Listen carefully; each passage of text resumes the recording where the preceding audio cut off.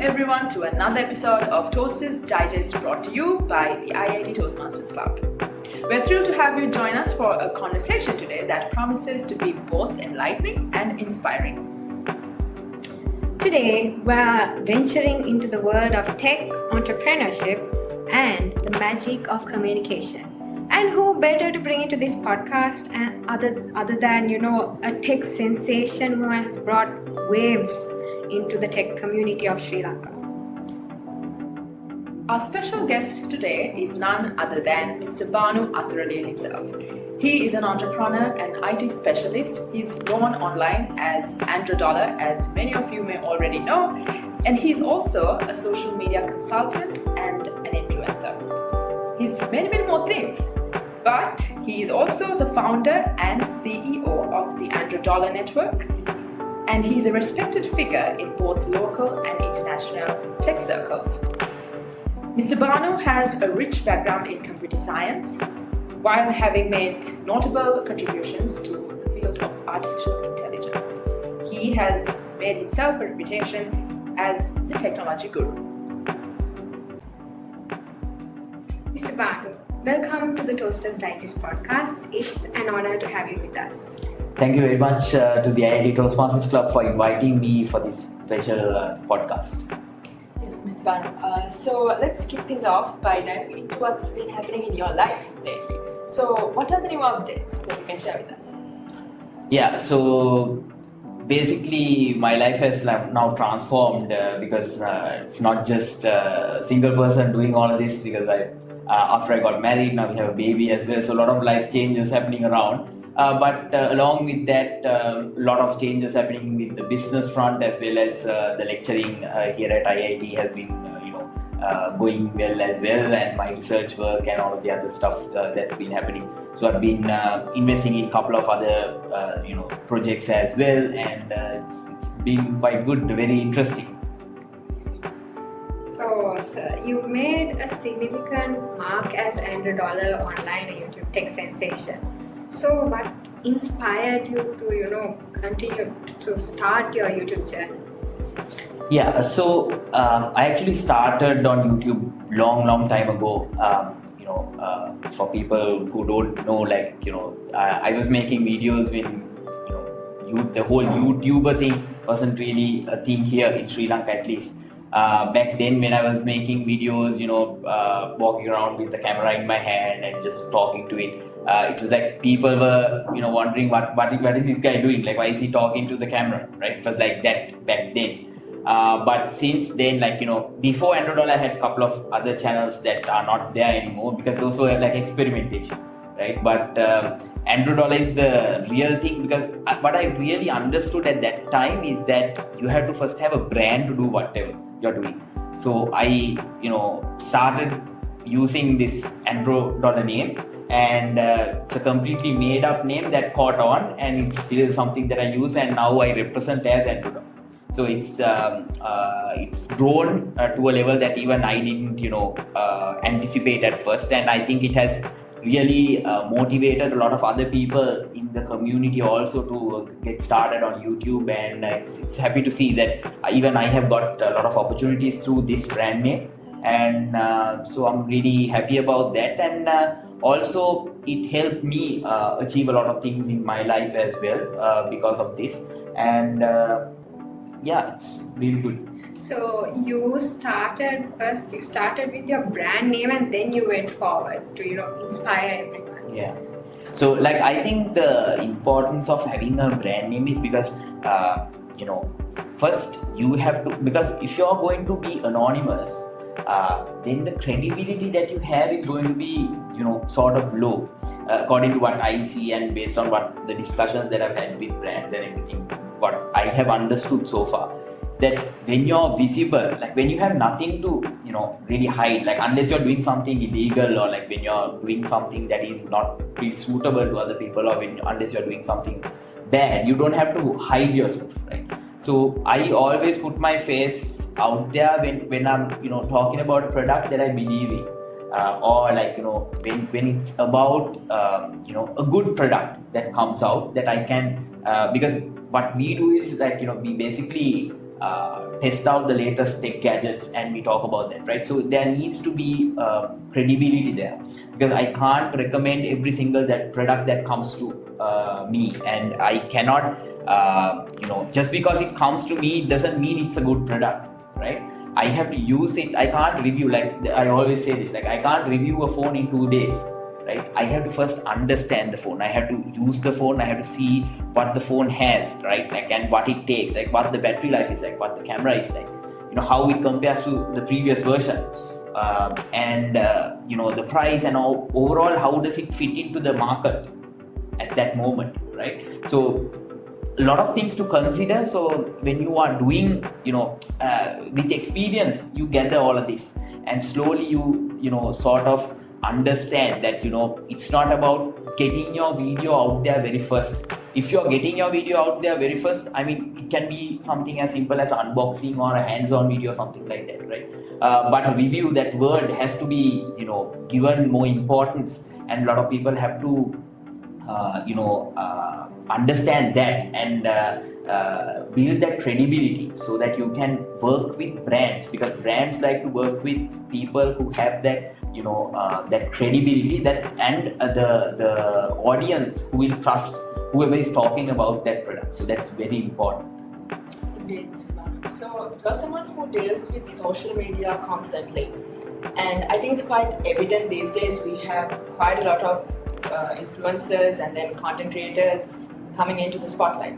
So it's a pretty competitive platform there, and gaining popularity with that crowded space, especially when it comes to blogging, is a challenging task, right? So can you shed some light on how you found particular marketing strategies, and what sort of marketing strategies you think are effective, and the things that you learned on your way while becoming a blogger? Yeah, so when it comes to the marketing strategies and all of that, it depends on what you are going to be doing, right? As long as you are going to deliver some value to whoever is watching. Now, first, when you get started with whatever you want to do, like let's say you identify, okay, I want to be a social media personality, I want to make videos on the internet, right? So in that case, you're going to first understand, okay, I'm going to be making videos for this particular audience. So you're going to understand the requirement of the audience first, right? The target market, and then then when you know that target market, it becomes easier for you to identify what you have to do and what type of topics you have to deliver to them.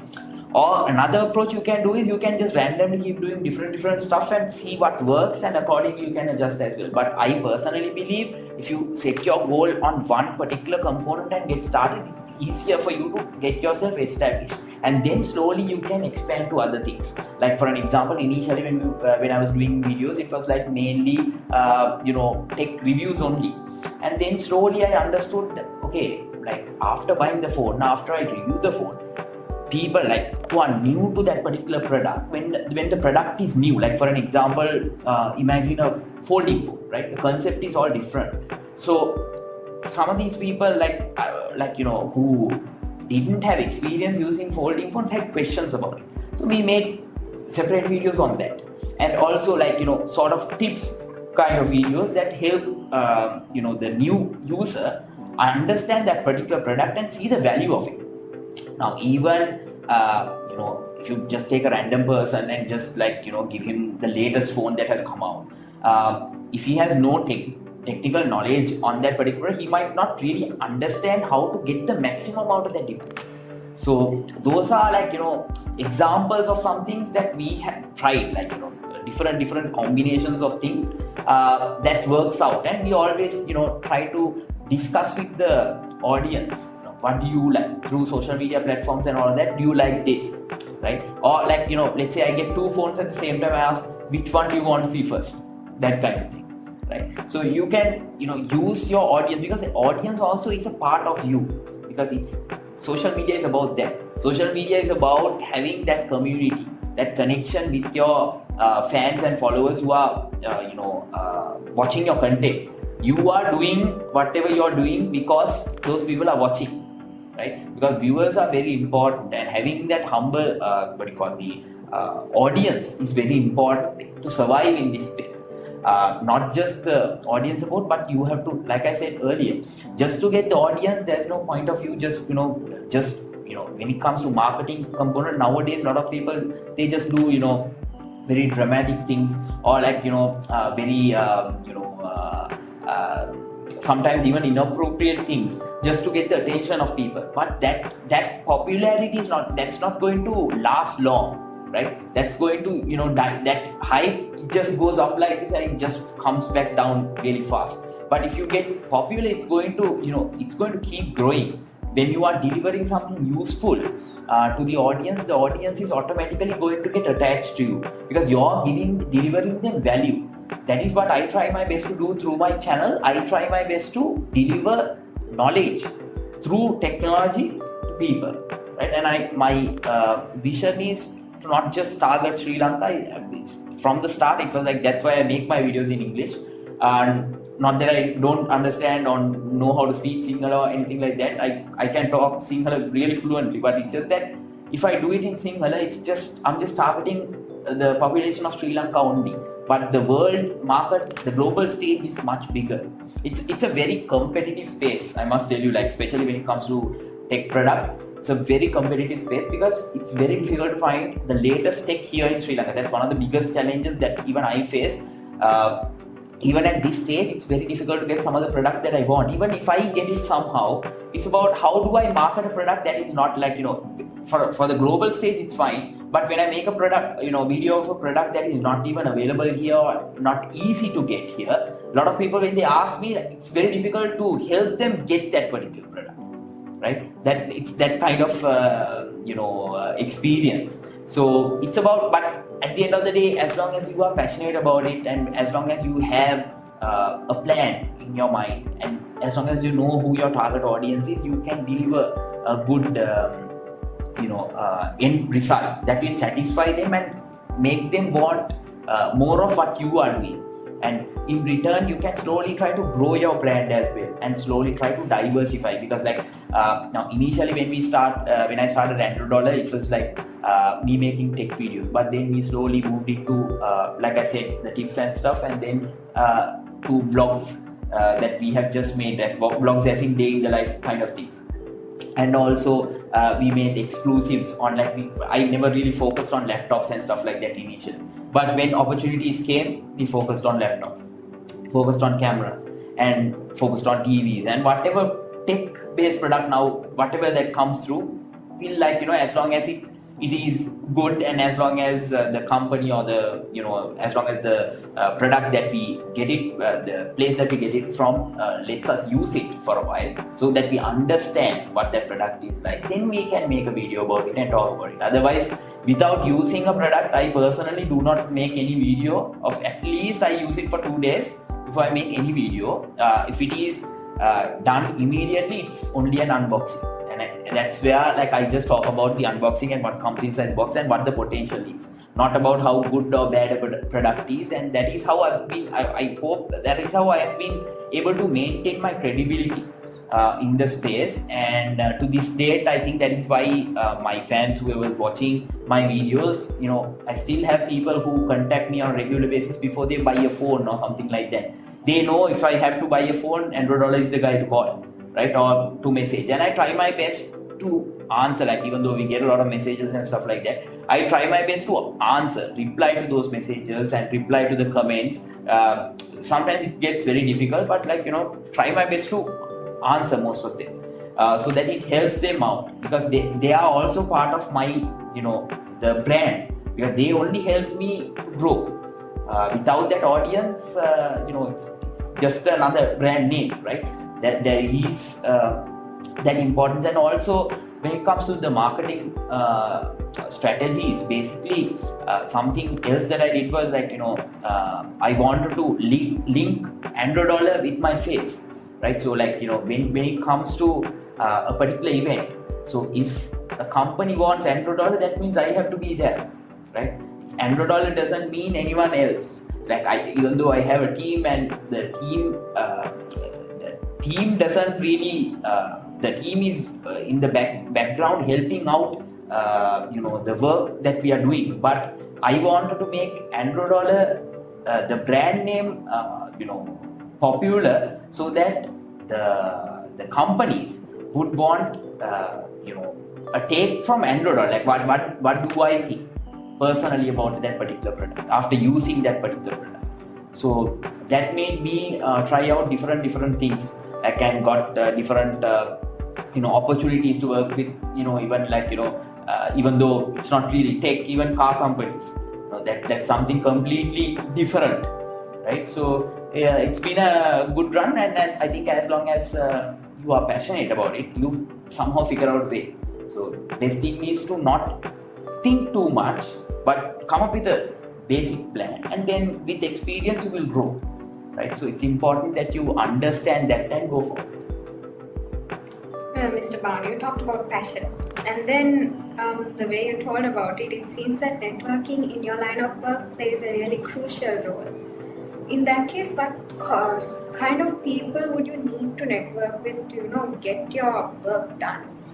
Yeah, so I think networking is one of those things that really is mandatory for anyone who wants to survive in the online space, because you don't know when you will need a particular company or particular brand with a different type of project that you are working on, because it's not about what you just do on YouTube right now, because the connections that you make today might be useful in another 10 years as well, right? So it's important that you do good work and genuine work with whoever you're working with, and when you are doing good work, your network will automatically identify you as a potential candidate for any type of project that you. That's how I've got certain opportunities for certain things, certain projects that I've worked on through these contacts that have seen my work and the way that we do these things, like how I review a particular product, how I use it,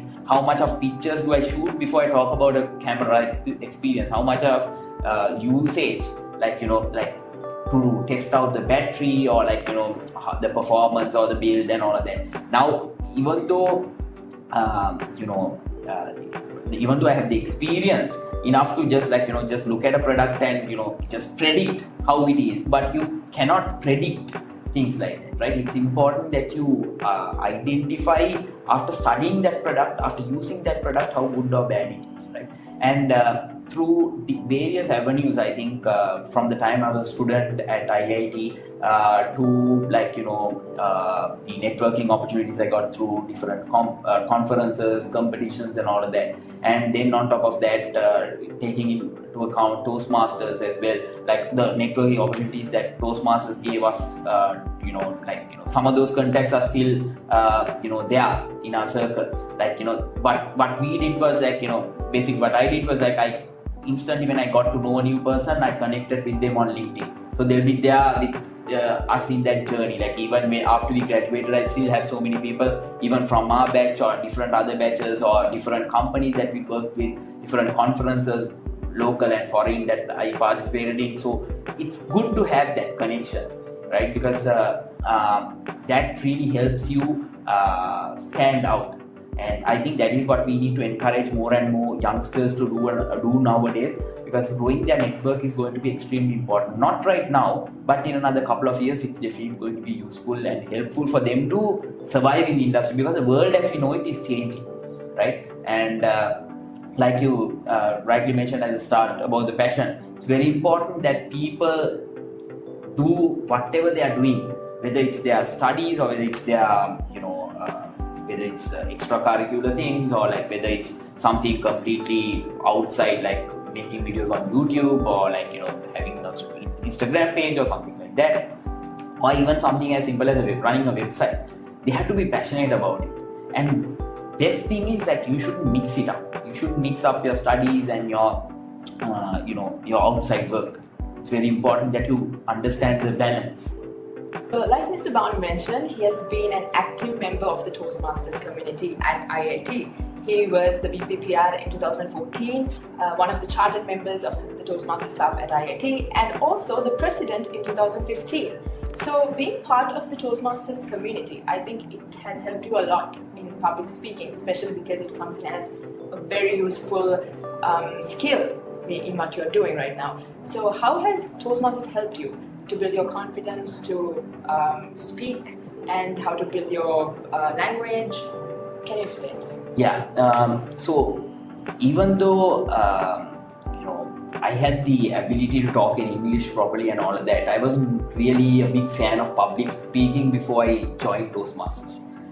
When we initially heard about this Toastmasters club, because I was, like you said, a charter member of the club.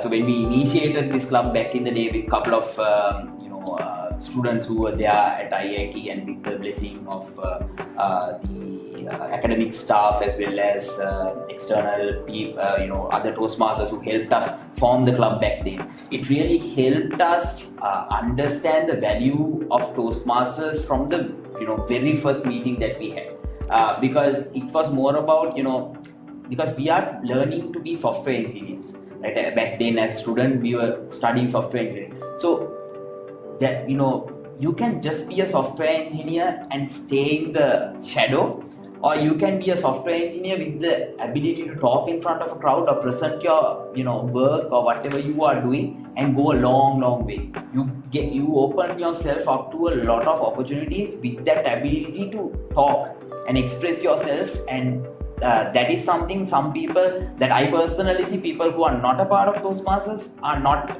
good with. I'm not saying that not everyone is like that, but majority, if you have a problem, if you don't know how to express yourself and all of that, through Toastmasters you get that practice, and you automatically, without much effort, you are able to improve yourself through different speeches, as well as even stuff like round robin and all those things. It really helps you, and through table topics and everything, it puts you to the spot. You have to go in front of a crowd and just talk. And the best part is, this community is not going to laugh at you even if you make a mistake. They are there to help you and support you, right? Even initially when we started, I can still remember my speeches weren't so good, but before that I couldn't even go in front of a huge crowd and just talk.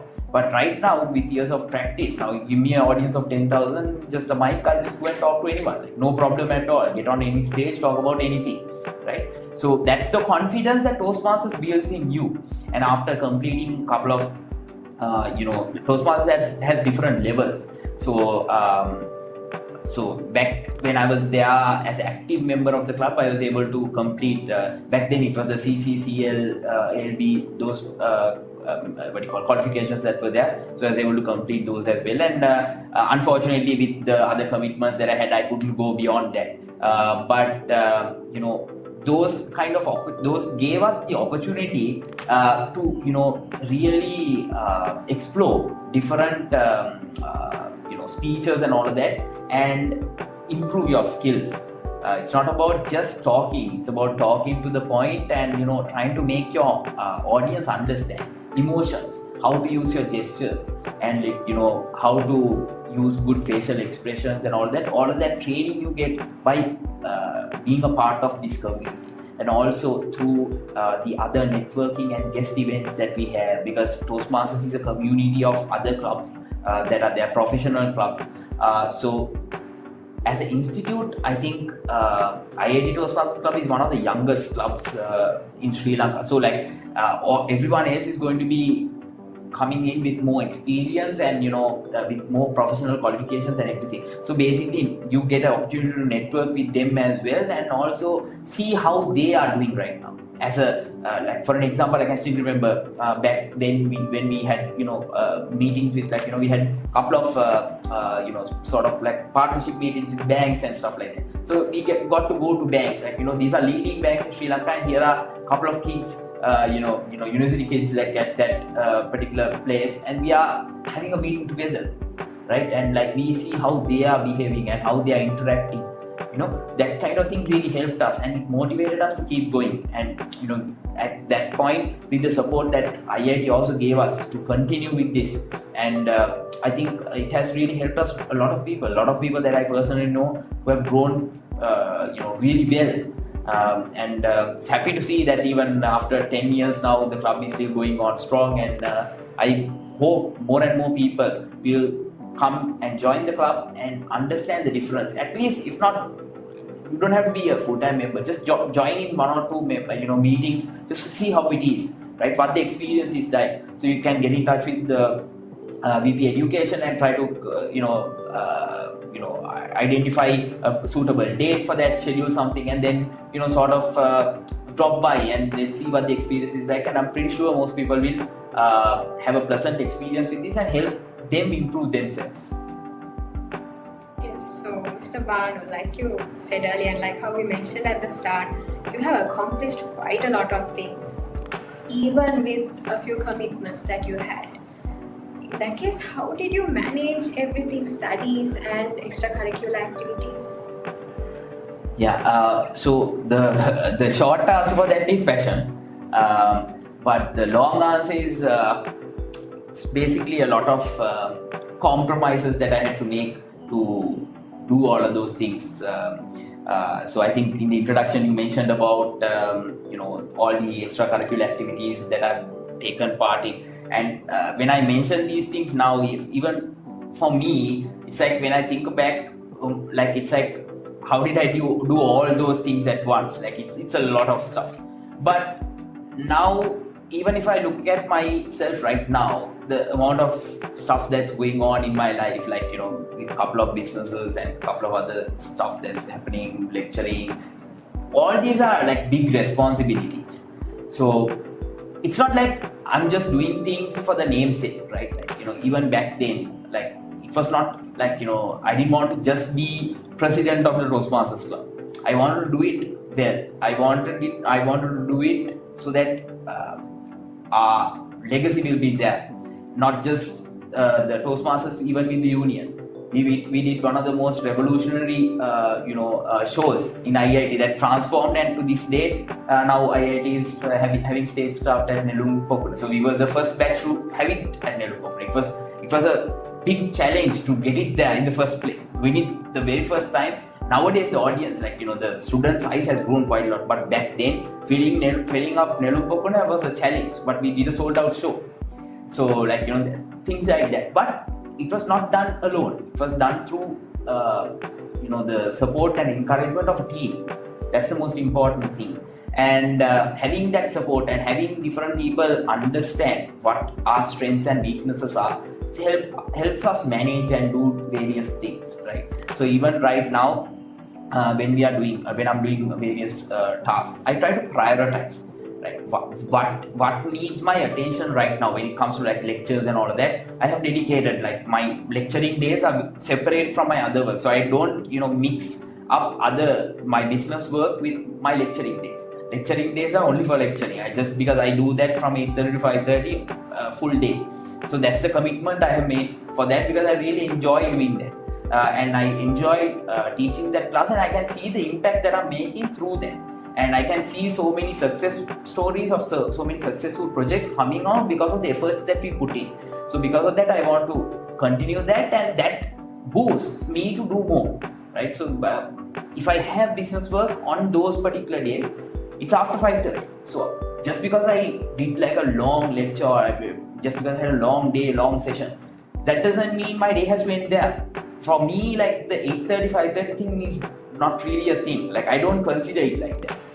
For me, it's a 24-hour clock. So the way I see it, when work comes, even at 12 in the night, if a particular urgent work comes, and if the client is okay with the price, and if the client even wants it done really, really fast, and if it's something doable only, I'm just talking about let's say a simple task, we can deliver it as long as the price is okay, and if my team is ready, we can do it. But we need to have that kind of discussion first, right?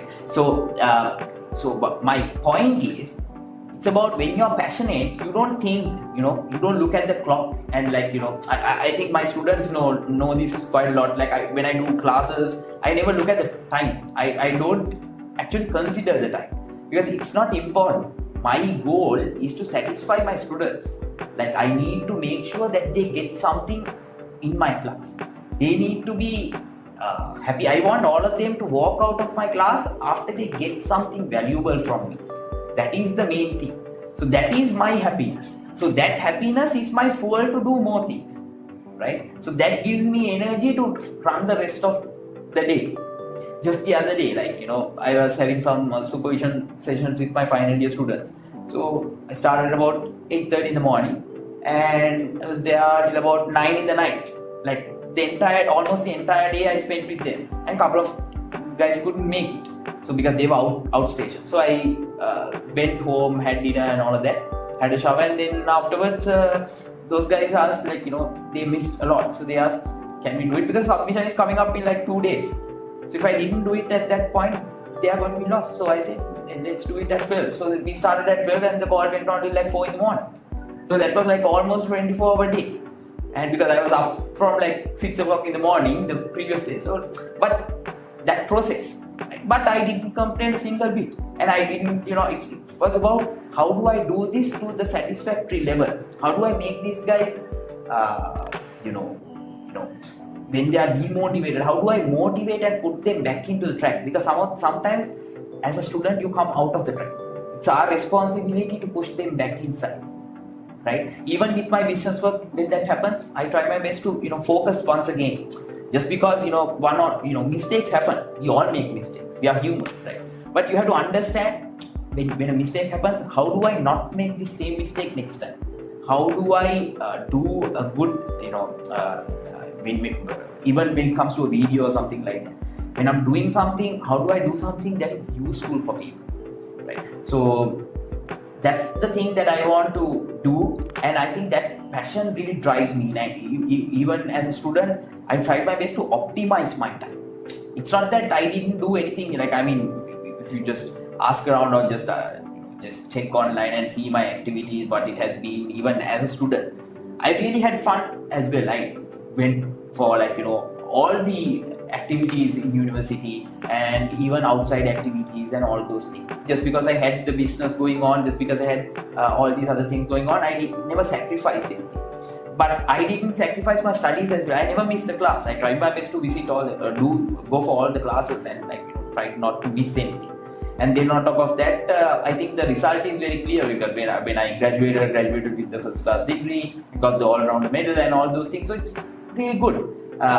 Those things motivated me to do even more. So even after I graduated, what did I do? I went and published my final year project as well. I didn't have to do that. I already graduated, right? I didn't have to publish my work.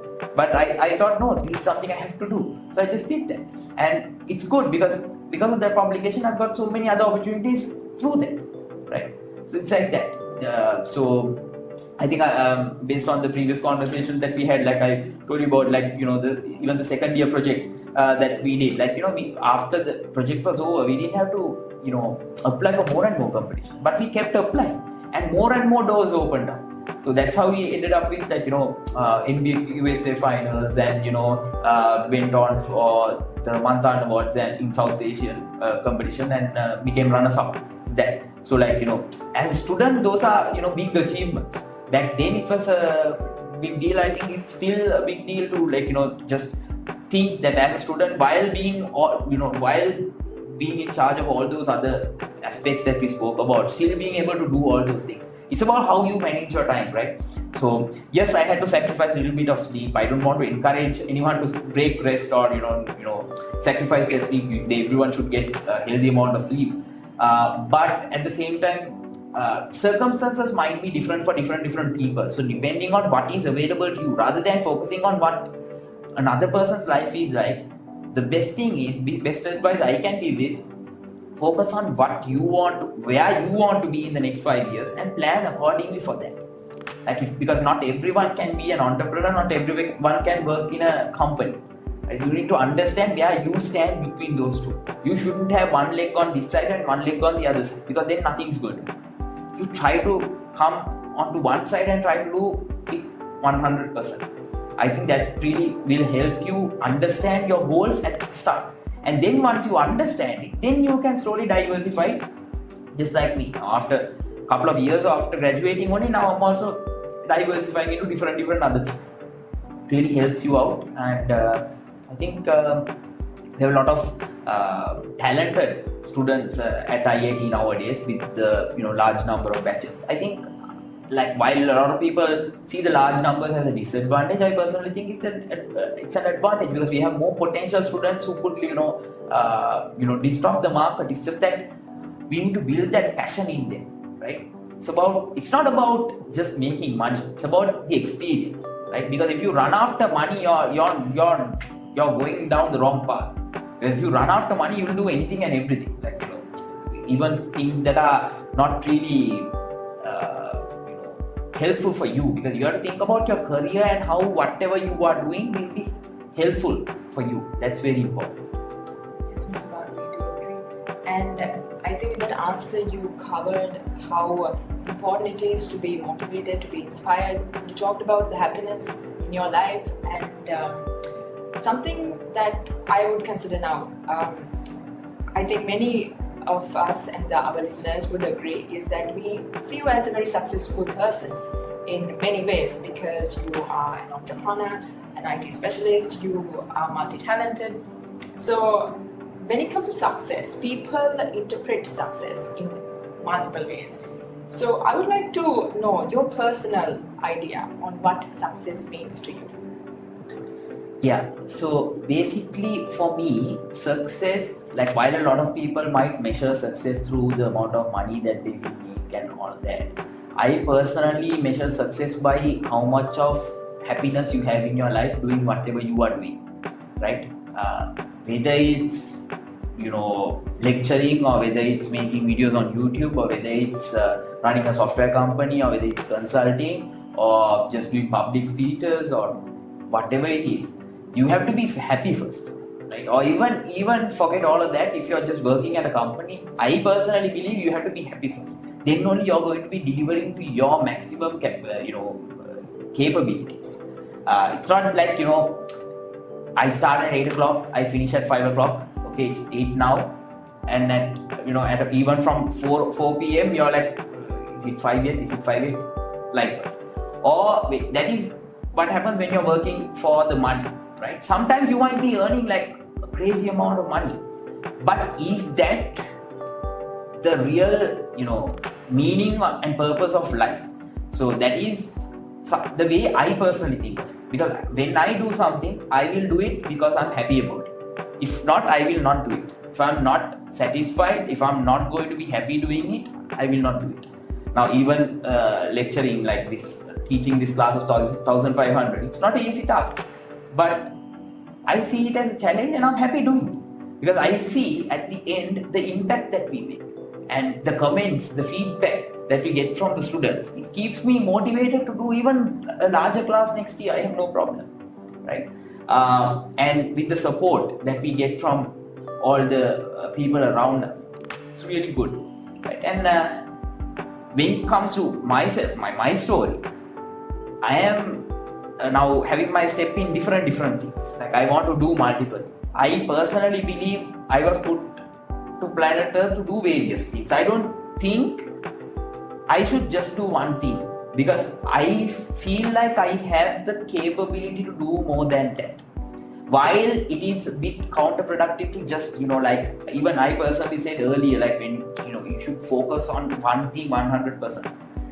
But when it comes to, my story now, initially I also did that to come to this place. But afterwards I was able to slowly expand. That is also important.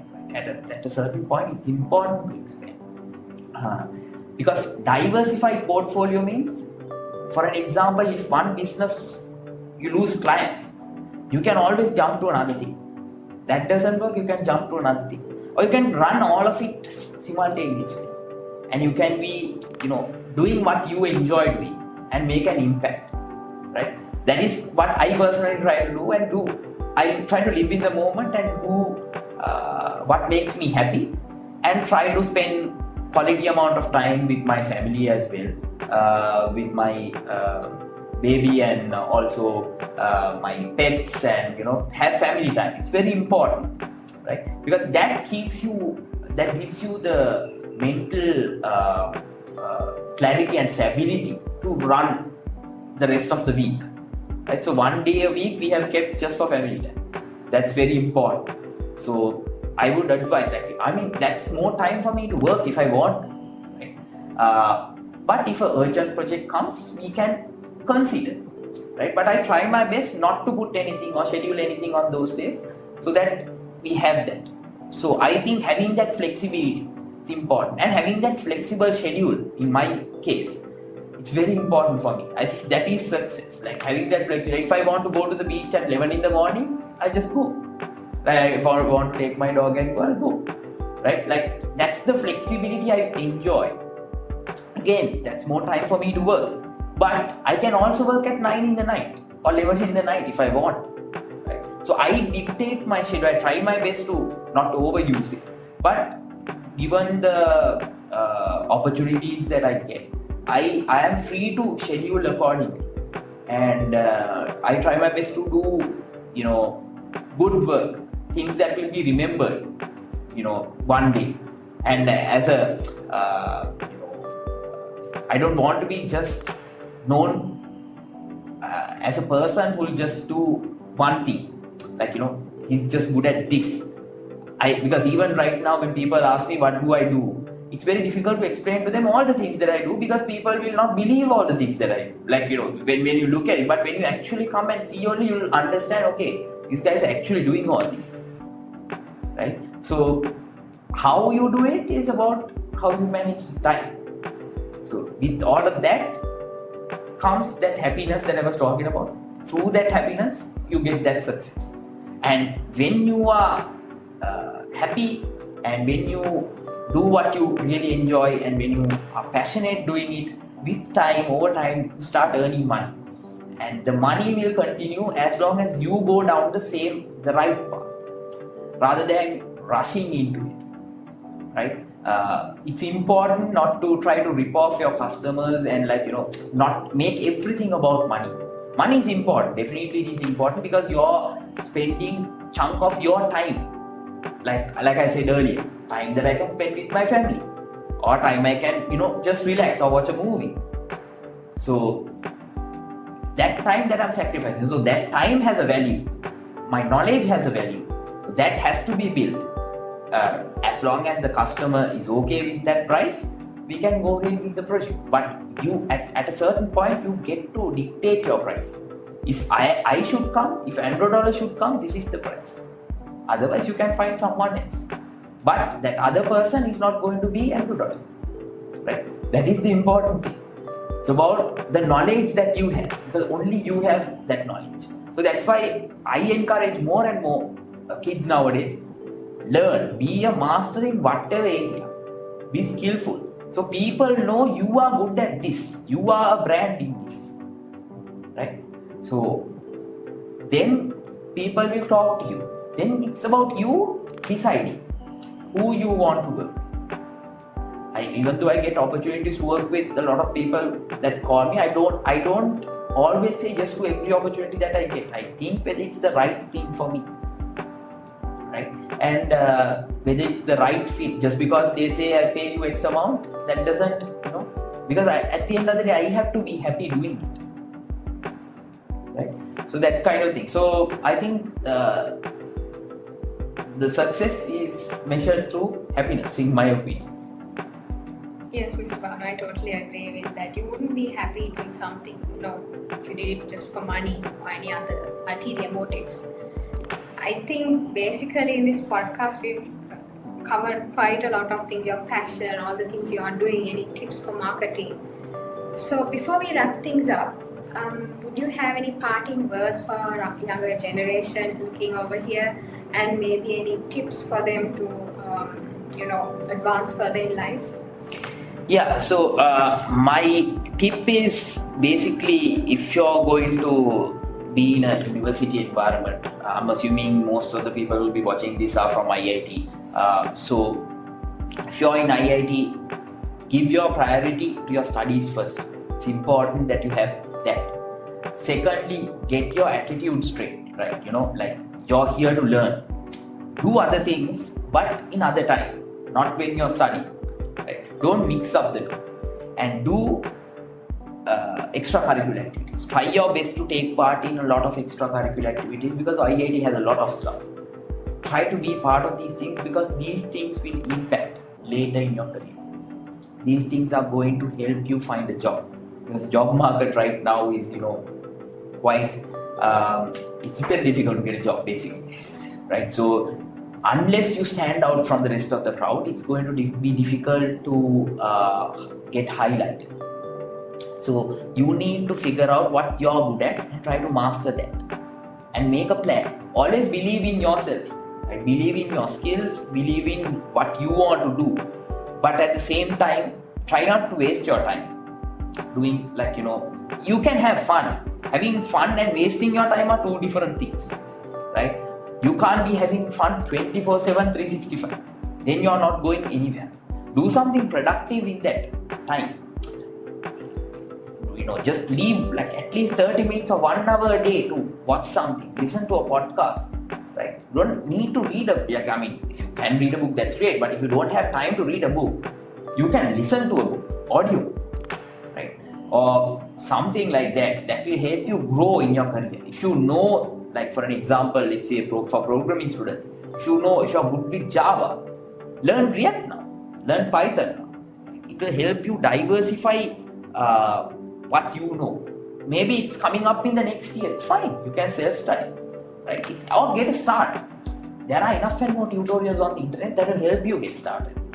And that will help you go down and do pet projects that will improve yourself, right? That's going to help you do good work and stand out, because at the end of the day, what the companies will check is your CV and the types of projects that you have done. So as long as you have a lot of extra projects that you have done separately, not your coursework and stuff. If you have different other projects that you have listed in your CV, you're sorted, right? So it's important that you have those things and build your presentation skills. Practice, come for Toastmasters meetings and experience the difference, because it's definitely something. I don't think it's right to. I don't think anyone would really understand what we are talking about until they actually do it. And because Toastmasters is a very different experience. Even I didn't really believe in it at first when we heard about it. Because I usually don't believe in things just because someone says. I usually want to experience it to see whether it's right or wrong. Right? So don't listen to what anyone is saying. Just experience it and see. I'm pretty sure that it's going to transform your life. Thank you, Mr. Banu. And that was a lot of insight and valuable advice that I think our audience will have a lot to take from. So, Mr. Banu, it's been an absolute pleasure having you with us here today for the Toasters Digest. And thank you so much for sharing your journey and experience with us and our audience. Also, for our audience, please remember you can always keep up with the latest tech reviews with Mr. Banu's YouTube channel, which is $100. Yeah, so to our audience, thank you for tuning in and stay tuned for more updates as well. Stay tuned for more episodes with Toasters Digest. And remember, the world of technology and communication is vast and full of opportunities. So always be ready to learn, to explore, and most importantly, share your own story. This is Sharani and Sarah signing off.